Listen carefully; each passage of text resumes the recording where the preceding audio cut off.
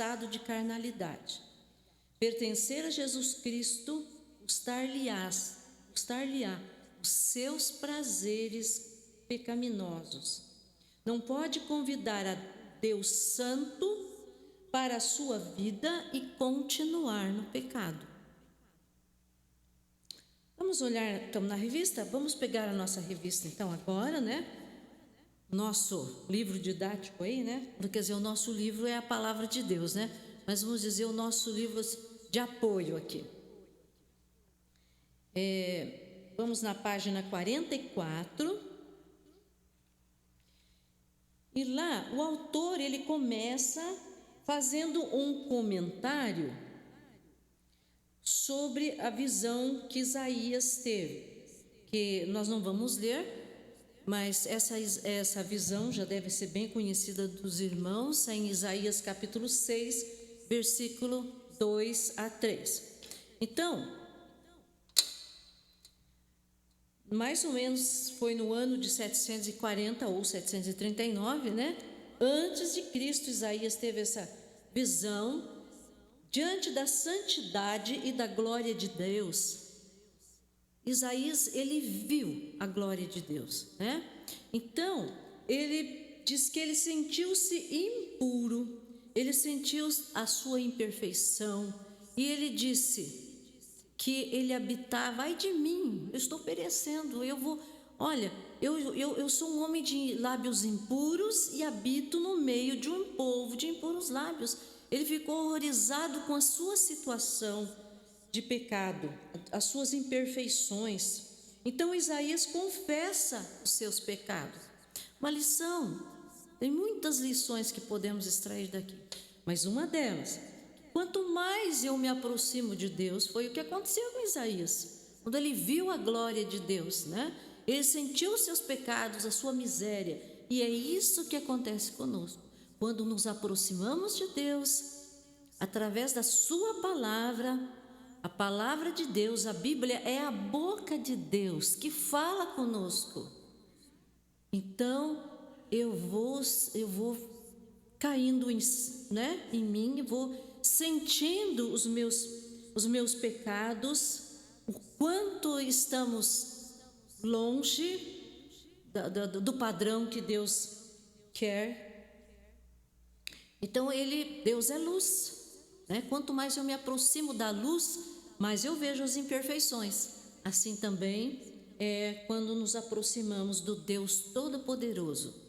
E no versículo 2 ele fala sobre os serafins, né?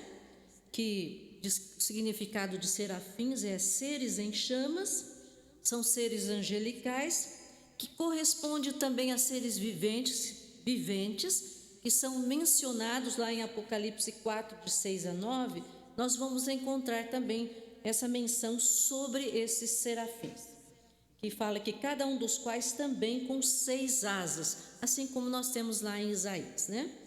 Então, e o autor da revista, ele coloca que estes serafins, isso agora, muito importante também, que eles transmitem em extraordinário exemplo de conviver com a glória de Deus e não querer para si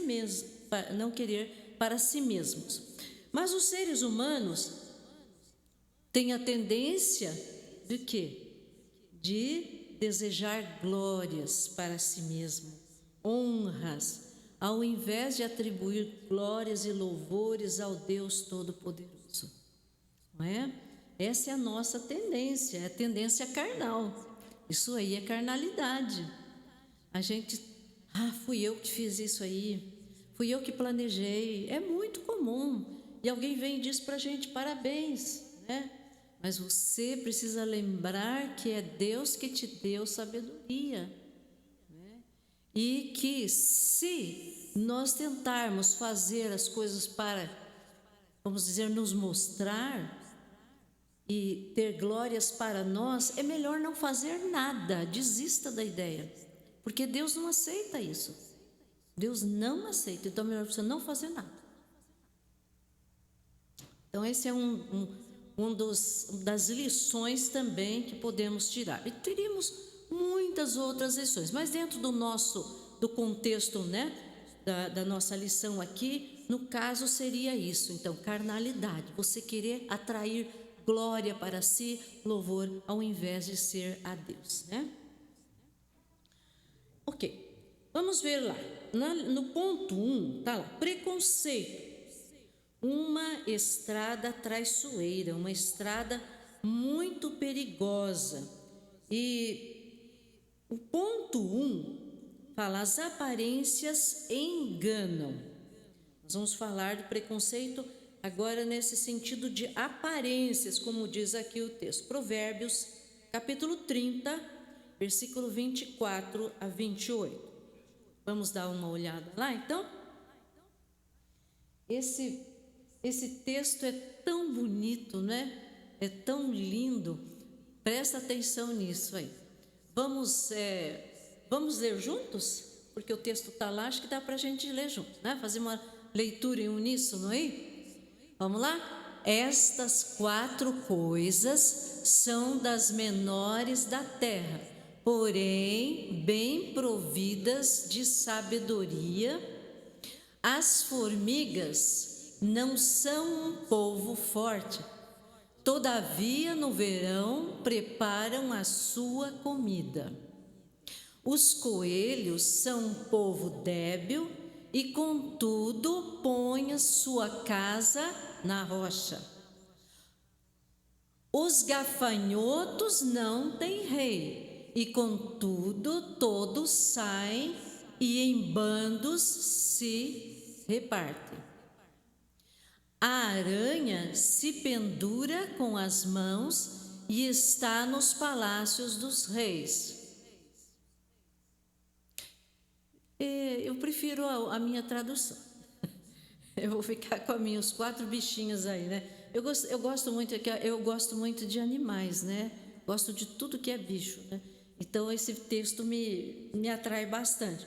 Mas aqui na minha tradução, o primeiro bichinho que aparece aí, porque são falando de preconceito, olhando para a aparência, né?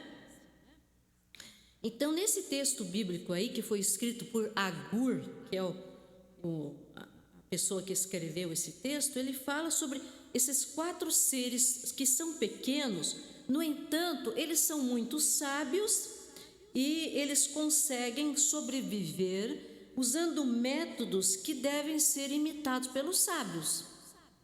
Então, precisamos imitar esses bichinhos aí. O primeiro deles aí, o texto meu aqui fala sobre as formigas. Eu acho que você já deve ter feito isso, ficar observando o caminho das formigas, né? Como é bonito ver aquilo, né? E como elas trabalham, né? Fazem, e tudo organizadinho, né? Cada uma com um pedacinho de uma folhinha e vão longe. Eu já tentei seguir o caminho delas, é longe. Elas são tão pequenininhas e elas trabalham no verão para que elas possam ter comida no inverno, e é muito trabalho mesmo. Então, vamos imitar as formigas, né? Então, não é pelo tamanho delas a gente olhar, puxa, mas tão pequenininha, como consegue? Então, não vamos nos enganar pelas aparências. Assim, nós temos que cuidar, porque muitas vezes a gente na igreja a gente olha para uma pessoa a primeira vez e nós já temos o nosso preconceito. Mas acho que essa pessoa não serve para ser líder. Essa pessoa não serve, acho que ela não serve para isso. A gente já começa a fazer um conceito, né, um pensamento antecipado, né, daquilo que você nem conhece, nem sabe exatamente quem é aquela pessoa. Aí ele cita outro bichinho aí, os coelhos. Os coelhos também, né? Criaturas sem nenhum poder, mas eles moram aonde? Nos penhascos. Eles apontam para nós para a necessidade que nós temos de segurança. Então, eles precisam se sentir seguros. Então, eles procuram se esconder nas rochas, né? Nos penhascos. E que dizer dos gafanhotos? Como é bonito, né? Aqui na minha tradução diz que eles não têm rei, eles não têm um comandante, mas, no entanto, eles avançam juntos em fileiras, demonstrando organização em suas ações. E eles ensinam para nós o sentido de unidade de equipe. Pensa bem, eles não têm um rei. Eles são tão organizados, né? Mas também quando eles fazem uma destruição, não é brincadeira, né? É sério. A destruição é grande e são organizados. Bom, continuando. O próximo bichinho que aparece aí, né? Se pararmos para pensar, é óbvio que não é qualquer um que entra no acesso de um aposento de uma casa, não é verdade? Ninguém vai entrar. Mas o bichinho aí, qual que é? É a lagartixa, né? Ela consegue. E ela entra até no aposento do rei. Elas nos ensinam o sentido de estar em boa companhia. Então, há outras lições, eu fui pesquisar, né, mais sobre esse bichinho aí, a lagartixa, e elas têm muitas outras lições, mas aqui a gente não é o nosso caso hoje, né, de ficar falando só dos bichinhos aqui. Mas esses bichinhos, então, eles nos ensinam preciosas lições. E que nós não devemos valorizar tanto a aparência, por ser uma pessoa alta, por ser uma pessoa forte, por ser uma pessoa que tem olhos bonitos, uma pessoa que fala muito bem, com entonação. Não é isso que a palavra de Deus ensina. Porque também nós temos lá em 1 Samuel, capítulo 16, versículo 7, quando profeta Samuel, Deus pediu para que Samuel fosse ungir um novo rei, que foi Davi. Então, o próprio pai trouxe todos os filhos, né? E vamos ler o texto, é melhor a gente ler o texto lá. 1 Samuel 16, versículo 7, é só um versículo. Alguém pode ler bem alto para nós?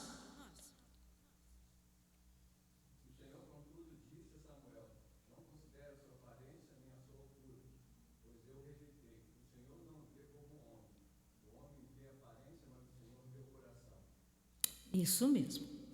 O Senhor vê o coração. Então, isso é muito importante, né? Às vezes a gente se preocupa muito. Quanto mais conhecimento, às vezes o conhecimento atrapalha a vida da gente, né? Eu nunca me esqueço de que alguém me pediu uma vez para que eu fizesse um solo. E eu olhei, um regente de um coral, e eu falei para ele, olha, eu acho que eu não vou fazer esse solo não, porque eu não estou tendo tempo para poder fazer bastante exercícios vocais, então minha voz não está muito bem, então eu não vou fazer isso, porque eu sei que exige preparo e eu preciso fazer bastante, nós chamamos isso de vocalizes, então eu não estou muito bem preparada para isso. Ele olhou para mim e disse assim, Deus não vai olhar para isso, ele disse, Deus olha para o seu coração. Eu nunca me esqueci dessa lição. Não é importante? Claro que é importante você preparar bem a sua voz, com certeza, isso é importante. Faz parte, né, para que você possa cantar bem. Mas isso não é a coisa mais importante. A coisa mais importante é você se preparar diante de Deus para adorar a Deus de todo o seu coração. Bom, agora nós vou pedir para o irmão Naor, ele vai ter uma participação. Hoje temos algumas participações aqui. E o irmão Naor tem a primeira participação dele, que é no ponto 2.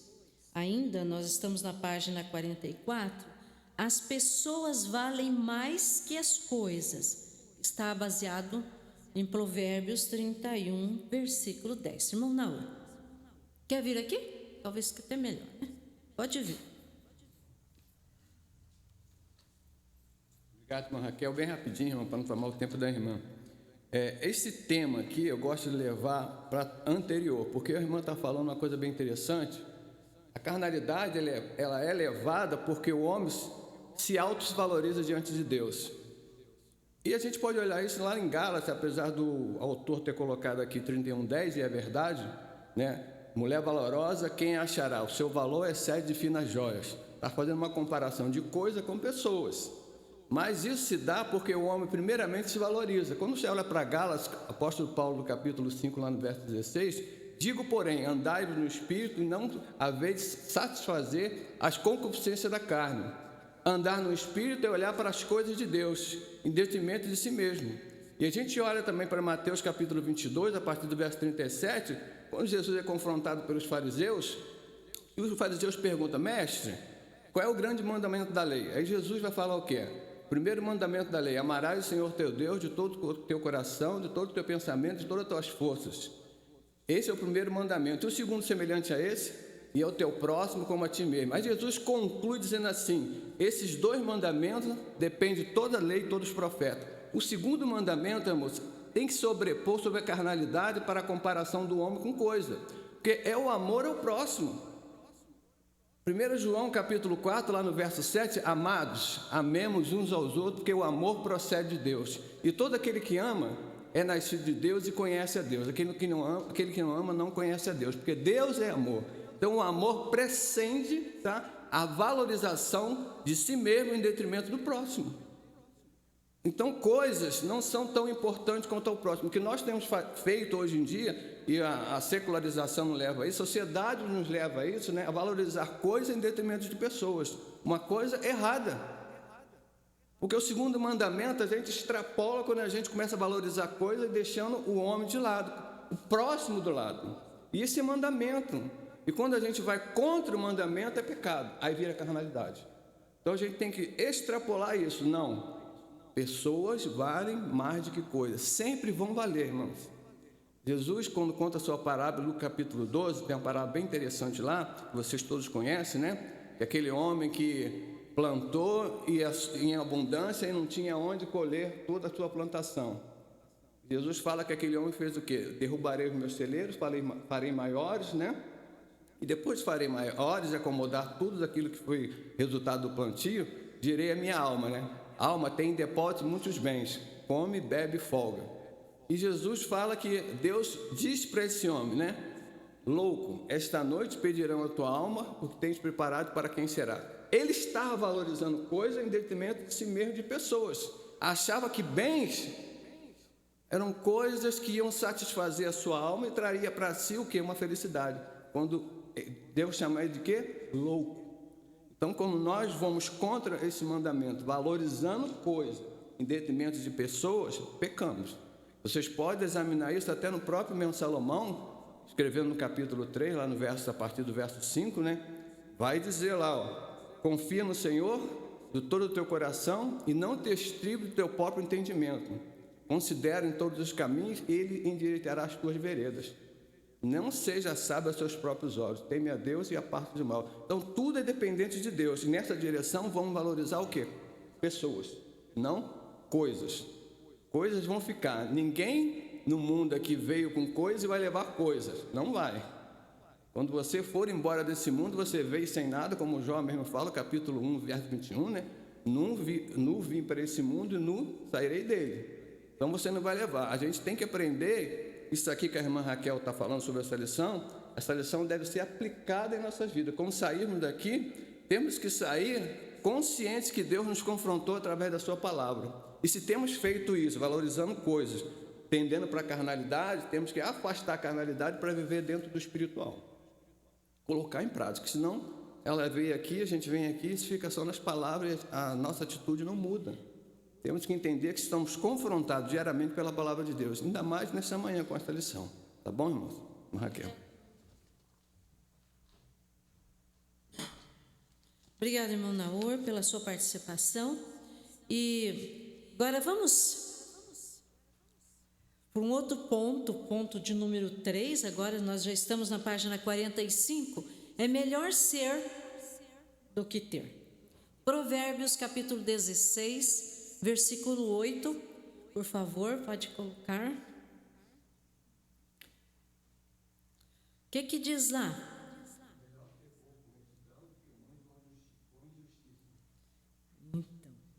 Olhe só a história que eu achei sobre uma coisa bem parecida, né? Aliás, está bem dentro desse contexto, né, da nossa lição.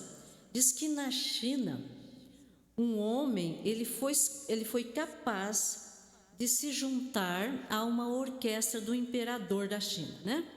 Então, ele não sabia tocar, ele não sabia nenhuma nota sequer, nada.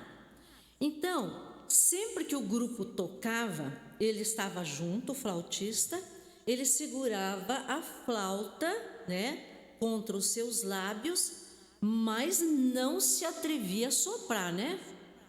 Nem suavemente. Então, o posto dele nessa orquestra diz que garantiu para ele, por muito tempo, um salário que ele podia pôde viver confortavelmente. Um dia, o imperador pediu que cada músico, ele marcou um dia, ele pediu que cada músico tocasse sozinho o seu instrumento. E agora, né? O flautista ficou desesperado. Ele não sabia nada, ele só segurava, né? Só segurava aquela flauta ali. E agora? Ele ficou tão desesperado, ele começou a tomar lição das pessoas, né? E pedia ajuda e pagava para alguém ensinar, mas ele não tinha ouvido para a música, né? Não tinha jeito, ele era ruim mesmo para a música, né? Aí, quando chegou o dia dele, que ele ia ter que tocar, ele se fingiu de doente. Mas aí, o médico, né, real, que atendeu esse flautista, ele falou: não, se você está com a saúde perfeita, você pode tocar sim, você vai conseguir tocar. Aí, no dia da apresentação, sabe o que esse homem fez? Ele preferiu tomar veneno a encarar a música. Contam que disso surgiu um antigo ditado chinês. Até hoje eles dizem: ele não se atreveu a enfrentar a música. Então, qualquer coisa que não dá certo, a pessoa desiste, eles já falam: ele não se atreveu a enfrentar a música. Aqui, essa história está mostrando a desonestidade desse flautista, que ele enganou por muito tempo o imperador da China, e muitas pessoas foram enganadas, né? Ele teve um bom salário, mas só que a desonestidade, ela costuma dar bons lucros, mas também pode trazer grandes prejuízos.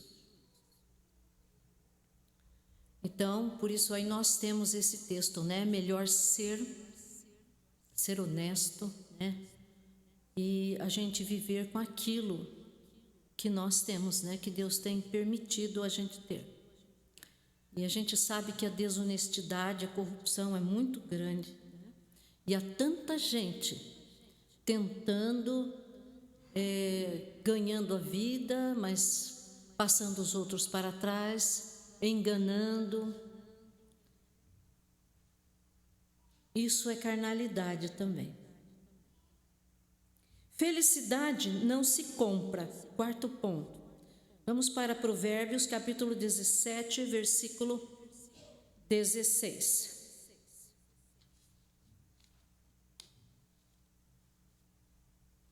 Nós está lá na página 45. Estamos na página 45 agora. Eu vou ler o primeiro parágrafo, que diz assim: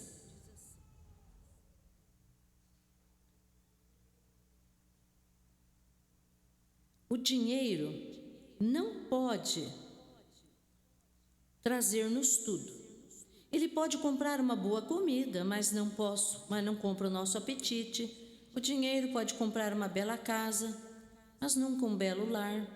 Pode ainda comprar uma bela cama, porém não compra um bom sono. Felicidade não se compra, é dádiva de Deus. E eu gostaria de fazer um comentário a respeito do dinheiro na mão do tolo. Que aquele tolo aqui, aquele que não quer a sabedoria, aquele que não quer a melhor direção que vem de Deus. Então, diz que em uma região do Brasil, que foi construída uma barragem, né, a mais alta do Brasil, com a intenção de gerar energia elétrica. E em consequência, né, dessa construção, então, e também a melhorar também alguns problemas que eram causados pela seca. Então, o primeiro trabalho foi indenizar e transferir os moradores das regiões que seriam atingidas pelas águas. Então, boa parte daqueles que foram indenizados, eles receberam um valor centenas ou até milhares de vezes maior daquilo que eles já haviam pego em suas mãos.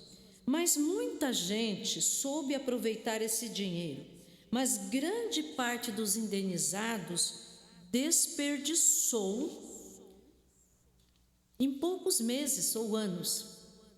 Então, ali foi uma lição muito cara, né? Foi a lição mais cara que eles receberam em toda a vida deles.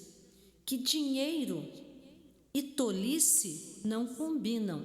E Salomão, ele já sabia disso.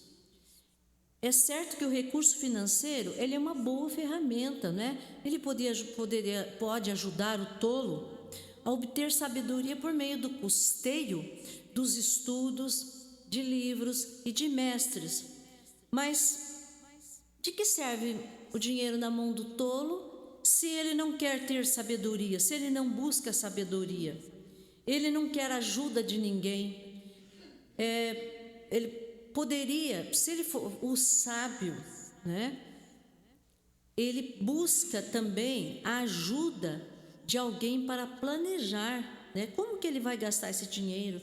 Ele pode buscar conselho com outras pessoas, mas o tolo ele não quer, né? Ele não quer ajuda, ele se acha, né? Ele tem medo, ele é, vamos dizer, ele é uma pessoa orgulhosa e ele não quer ajuda de ninguém, né? Ele é egoísta. Então, por isso é preciso da sabedoria que vem de Deus. Nós precisamos de sabedoria de Deus para poder planejar bem e aplicar os nossos recursos, né? Os recursos financeiros que Deus nos dá. Então, a verdadeira sabedoria, ela vem de Deus. É Ele que nos dá. Então, não adianta a gente ter muito dinheiro, né? Se nós não sabemos planejar. Então, com muito dinheiro, é como se estivesse na mão de um tolo, então isso não vai trazer benefício por muito tempo para ele, né? Nós vamos para um outro ponto, na página 45, 2. Ponto 2, ingratidão, um atalho escorregadio. Irmão Adil? Eu estou pedindo que esses irmãos tenham a sua participação para a gente dinamizar mais, né? Que é bom a gente ter participação dos outros também. Então, o irmão Adil vai falar.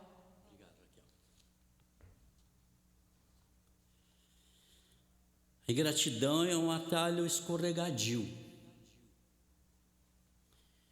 A ingratidão surge quando o homem acha que merece mais do que Deus lhe está dando. O homem espiritual aceita a palavra do Senhor e diz: a minha graça te basta. Aqui fala sobre da graça. A graça de Deus é o único agente que se basta por si mesmo.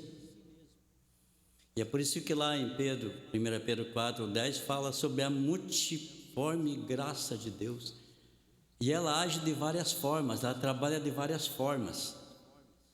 E aqui nessa passagem do apóstolo Paulo, que ele fala, a minha graça te basta. Porque a graça de Deus, ela é suficiente para agir foi suficiente para agir na vida de Paulo e é suficiente para agir na nossa vida. Ela é capaz de impedir que a obra de Deus seja ofuscada. Ela se basta por si mesma, em razão de que ela não permite que a obra de Deus seja ofuscada e ainda permite que o obreiro de Deus não se desanime de fazer o trabalho de Deus. Então a graça de Deus ela é suficiente para todas as coisas, para nos ajudar na obra de Deus, para nos ajudar em todas as nossas decisões, para nos ajudar a entender a vontade de Deus. E Paulo ele estava ali quando foi esbofeteado, e quando ele pediu para o Senhor tirar aquele espinho da carne, interessante que Jesus falou assim: a minha graça é suficiente para te conduzir na obra de Deus, independentemente do que você sinta e do que você está passando. E interessante que ela é tão suficiente que ela foi capaz de curar o que Paulo estava sentindo, ainda que não saiu dele aquele espinho, mas ele se sentiu mais confortável,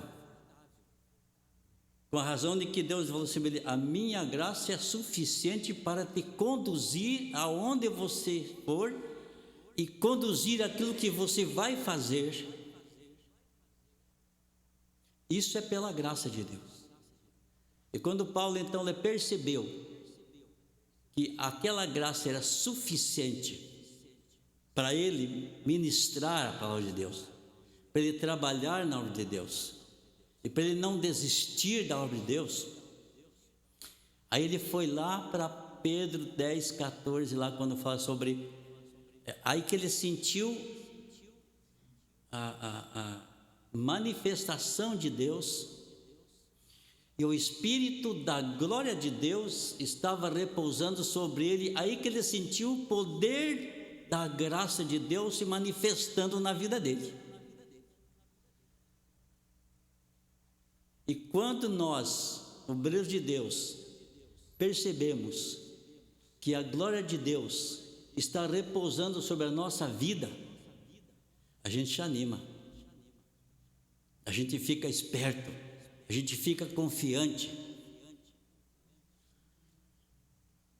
A minha graça te basta. A graça de Deus, ela se basta por si mesma. Ela é a única agente de Deus que tem aceidade. O que é aceidade?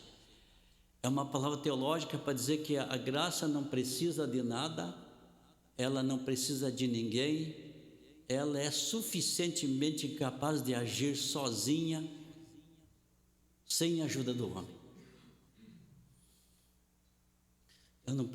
A graça não precisa de mim, não. A graça não precisa de nós. Nós é que precisamos dela. A graça não precisava do apóstolo Paulo, mas é ele que precisava da graça de Deus. E quando Deus chamou o apóstolo Paulo para ser profeta lá, para ser o pregador para os gentios, ele encheu-os da graça de Deus. E se não fosse essa graça, o apóstolo Paulo não era nada. E quando ele se sentiu ali: Senhor, tire esse espinho da carne, ele orou por 3 vezes. E Jesus, numa palavra só, disse: a minha graça é suficiente para que você esqueça da dor que está passando. Ela vai cobrir tudo e não vai permitir que você sinta nada. Paulo esqueceu. Aí Paulo caiu em si mesmo e foi perceber que a graça é suficiente.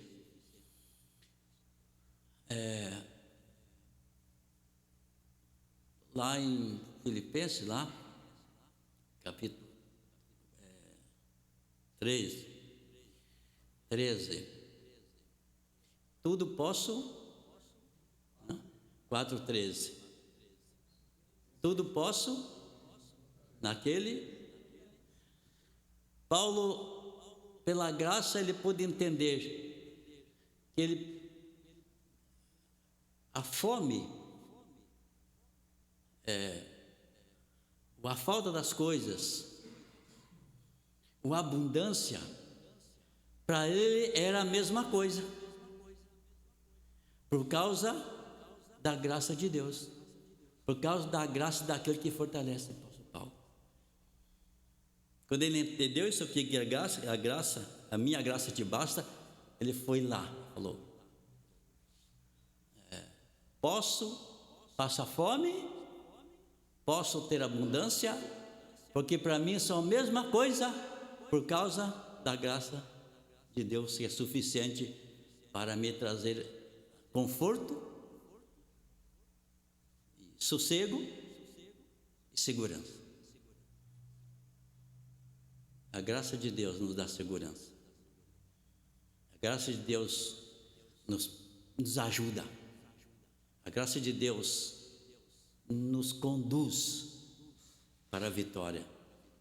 E pelo nome de Jesus Cristo. Amém?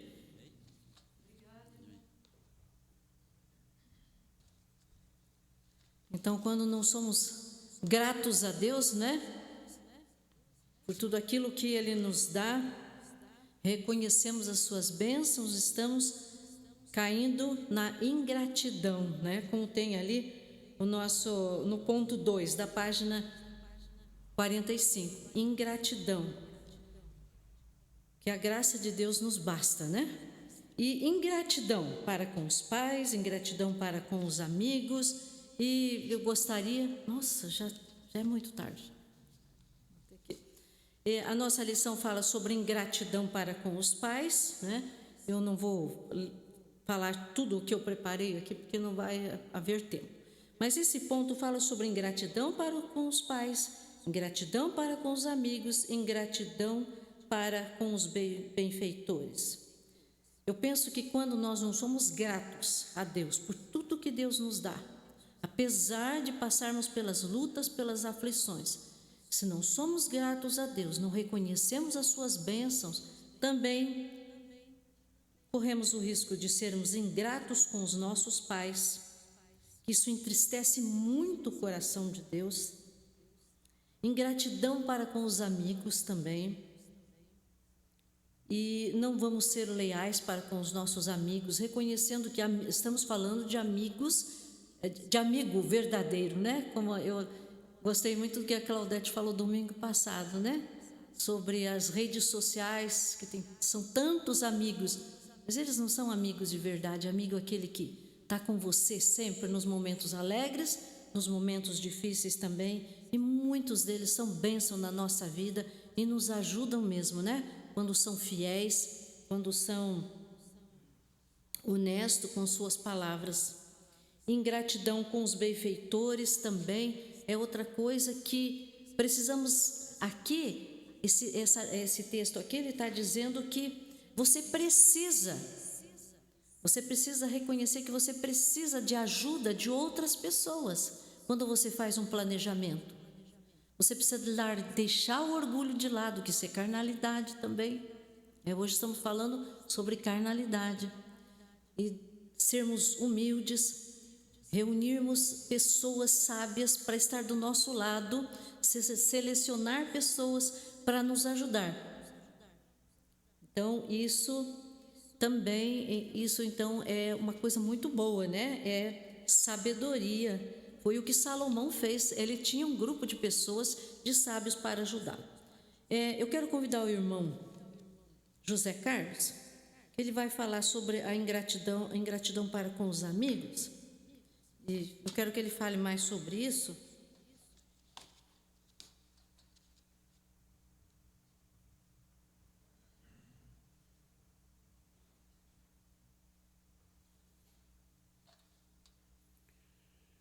Eu quero agradecer a Deus por estar aqui presente com os irmãos para falar sobre a ingratidão.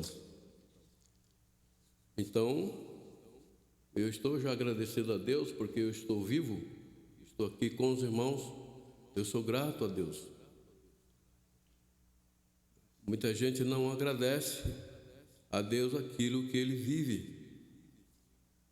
Muita gente diz assim, puxa vida, eu pensei que Deus fosse me abençoar com um carro novo esse ano, mas não foi dessa vez. Quer dizer, ele se acha que ele pode tudo e ele fica esperando, né, aquilo que ele quer, né, e não aquilo que Deus tem para ele. Então, quando a gente se age dessa forma, está completamente equivocado com relação ao que Deus quer para ele. Essas são as pessoas que agem segundo a carne. Tem a carne e o espírito. Já Romanos já falava. Portanto, os que estão na carne não podem agradar a Deus. Então, temos que ser muito gratos a Deus em tudo. Agora, com relação à ingratidão para com os amigos, né, isso aí é óbvio, né? É como diz lá, Salomão falou através de Provérbios, né? No versículo 27, 10, na parte B, ele fala que mais vale um amigo perto do que um irmão longe. Quer dizer, os amigos estão perto da gente para, às vezes, nos socorrer. Nós temos, se é que é amigo, né? Para nos socorrer. Ele nos socorre e esse amigo participa a família, o que está acontecendo. Então, isso é o normal que permanece entre a gente.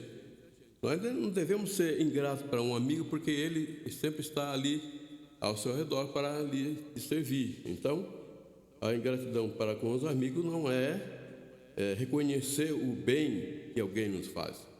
Ingratidão é não reconhecer o bem que alguém faz para a gente. Isso é ingratidão. Então, o cara perde uma carteira, você entrega a carteira para ele, né? E ele olha para você assim, põe no bolso e vai embora. Quer dizer, ele não agradeceu. Ele é ingrato, foi ingrato para você, né? Então, são características de pessoas. É o caráter. A semana passada nós falamos sobre o caráter. O caráter é um conjunto de características que define a pessoa.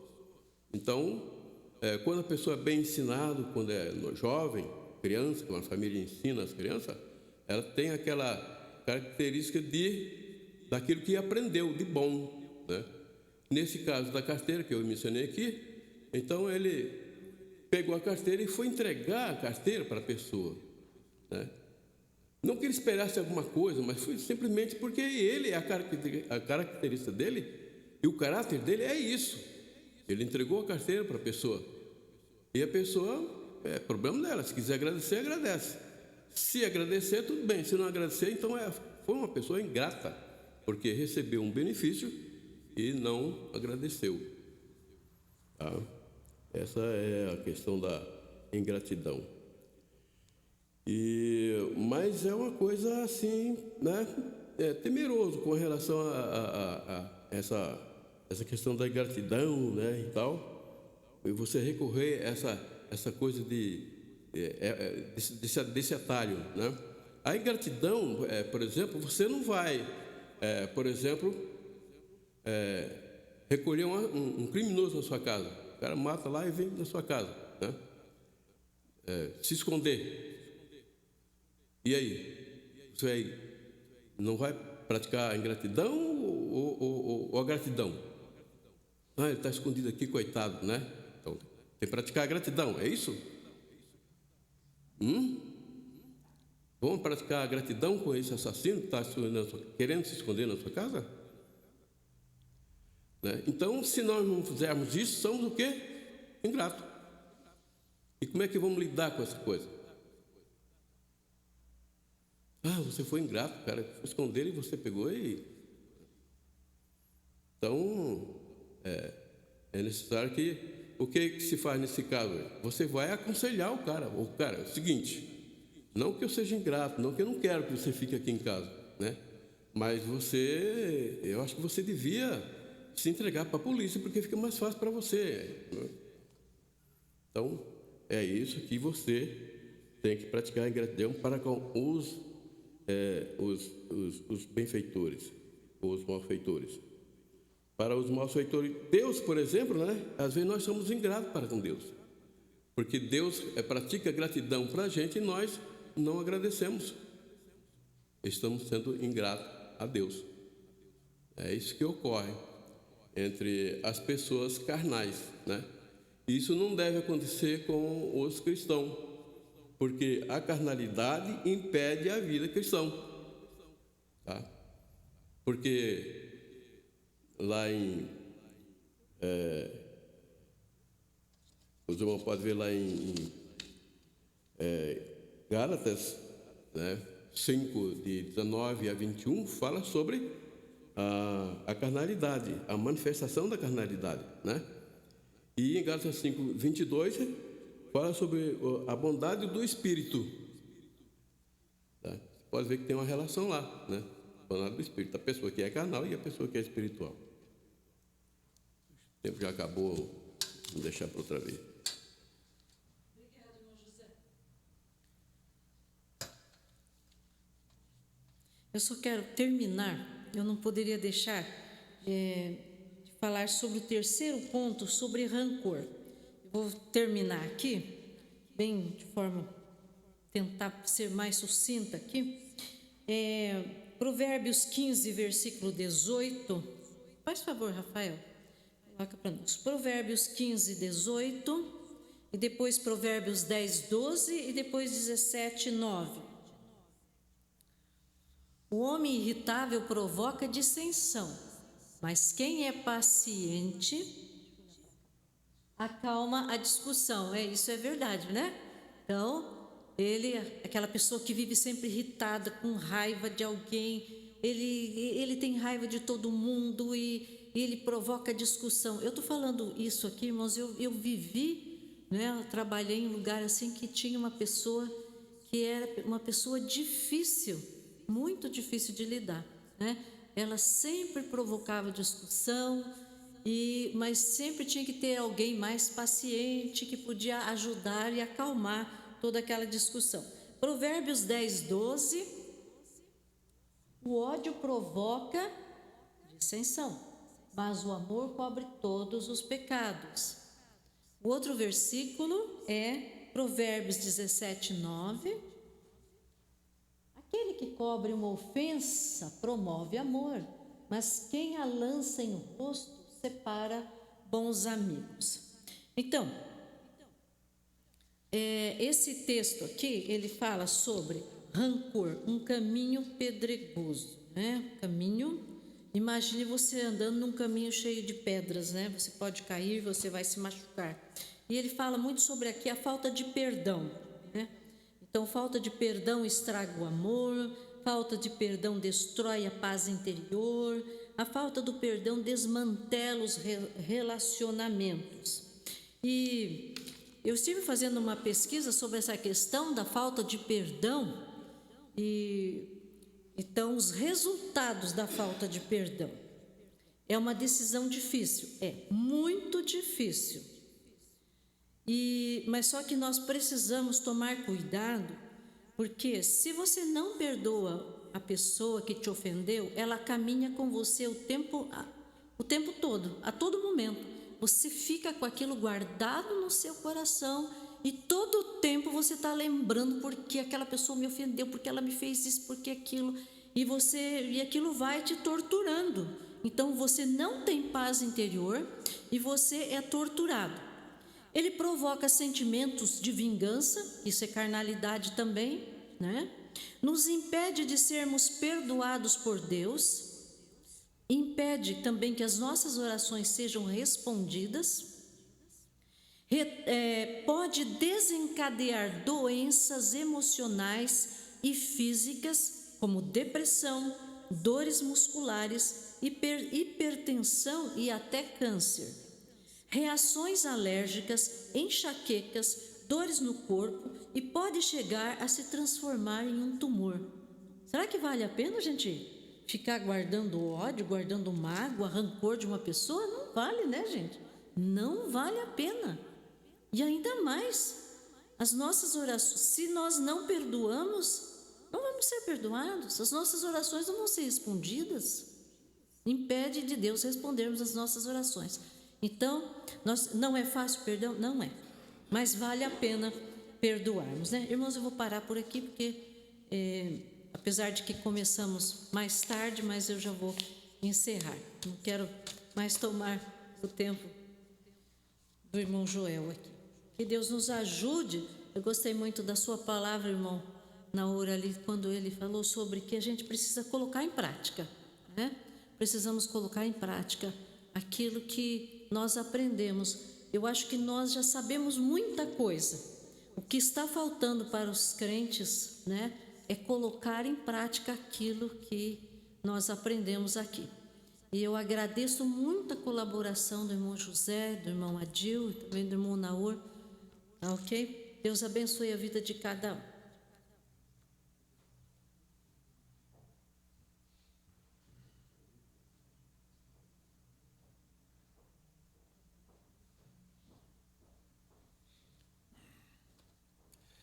Bom dia, irmão, graça e paz. Amém.